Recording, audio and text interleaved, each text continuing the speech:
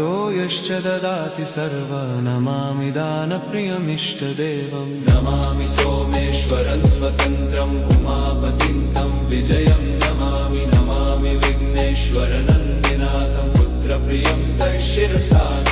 नमामि देवं भवदुःखशोकविनाशनं चन्द्रधरं नमामि नमामि गङ्गाधरमीशमीड्यमुमाददं देववरं सुरासुरैरचितपादपद्मं नमामि देवी मुखवादनान इक्षार्थमक्षित्रितयं यैष पञ्चामृतैर्गन्धसुधूपदीपैर्विचित्रपुष्पैः